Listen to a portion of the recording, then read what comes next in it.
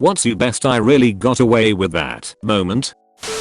I threw a party my senior year of high school when my parents were out of town. The party got a little out of hand, and even though I asked for the weed to be smoked outside, after a few drinks even I was smoking in the living room. The next day I thought I was totally fucked. I sprayed OZM all over the house. I would have friends who had left the party come back and smell because they had fresh noses. Every person said it smelled like weed.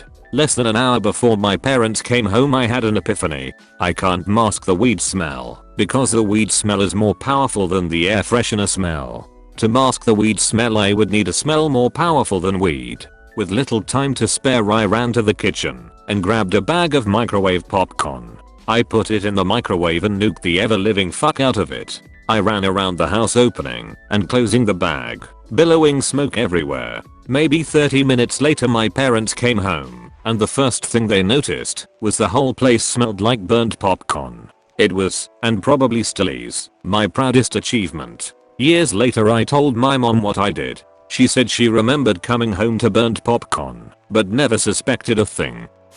Similar situation. My parents went out of town and I threw a big party. All smoking was done outside thankfully. I cleaned the ever living fuck out of the house. It was exactly as it was before the party. I went to work. Parents got home before I was off. I came home to a very pissed off father. The tire tracks in our pasture where everyone parked was a dead giveaway to what I had done. But other than that they had no proof, but they knew. I always know my kids have thrown a party when I get home and the house is cleaner than it was when I left. I never tell them I know because I like the clean house. I just casually say things like wow, you guys tidied up, thanks so much. You must have been bored at home without me.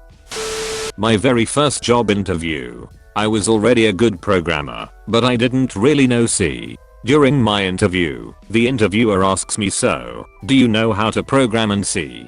But before I could answer he says what am I saying? Everyone knows how to program in C. Then moved on to the next question. I went and bought a book on C programming and read the whole thing before starting my first day at work and have been programming in C/C++ for 30 years. Middle school. Stole a package of zebra cakes. Another kid saw me do it. Principal happens to be walking by. Kid rats on me. I look the principal square in the eye and say yep, sure, I stole this in a sarcastic tone while rolling my eyes. Principal laughs, walks on. Kid who ratting on me standing there, mouth open. Those zebra cakes tasted really good that day.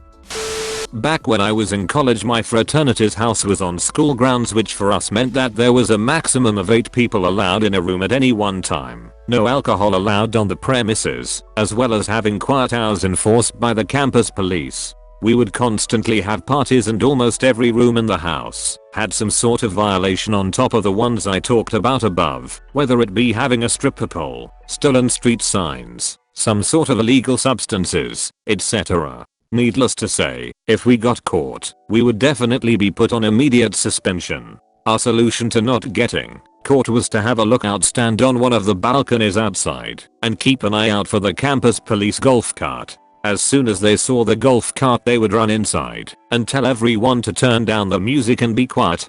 To my surprise usually everyone at the party was always super cooperative and would get quiet. When the officers would do their walk through the house you could hear a pin drop.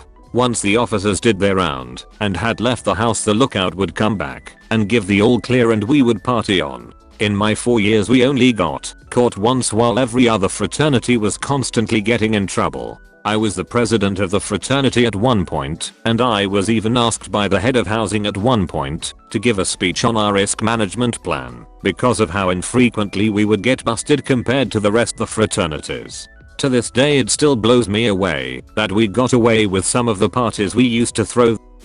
The CEO and COO in my company would always jokingly ask where everyone was going at the end of the workday. One day I told them your mom's house and they were so shocked at first, but then they started laughing. Now it's a constant thing. When they leave the office early to talk to investors, I ask where are they going, and they would say your mom's place. In high school I ate way too many shrooms while chilling in the woods with my friends. It was a really good time until it was time to head home because I was still tripping hard. I get home, and it's probably like 2 AM and I remember looking at the steps I'd have to climb to get to my room. They were morphing and spinning, so I got on my hands and knees and started my journey up. About halfway up I hear Spruce_fan what the fuck are doing. I look up still tripping balls and see my father looking like a mad demon. Scared I blurt out, "I'm really drunk, Dad. Someone put alcohol in the drinks at the party." My dad calms down and comes to help me up the stairs. The next morning he gave me the standard fatherly lecture about avoiding alcohol and hanging out with the wrong crowd, which is much better than the lecture could have been. Jury duty. Have weed vape pen. Forgot there were metal detectors at courthouse. Shit. Empty pockets. Put vape on conveyor belt. Super subtle anxiety attack. Also quite high at this time. Cop takes pen off belt. What this? Me. A cigarette. Cop. Oh. Then he hands me the pen. Walk away.